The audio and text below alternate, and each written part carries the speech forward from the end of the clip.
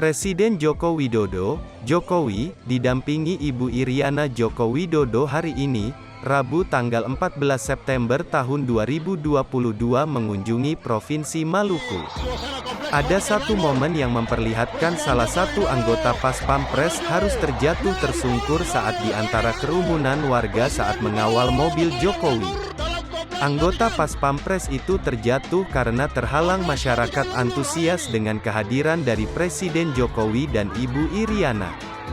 Dalam video yang sudah beredar di laman media sosial itu, anggota Pas Pampres dengan mengenakan baju dinas lapangan berwarna hitam itu langsung bangun dengan sigap saat jatuh tersungkur. Ia pun kembali berlari mengawal mobil dinas Presiden Jokowi.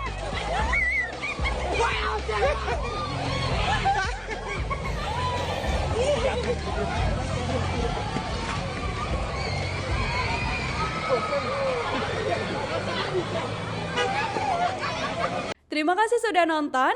Jangan lupa like, subscribe, dan share ya.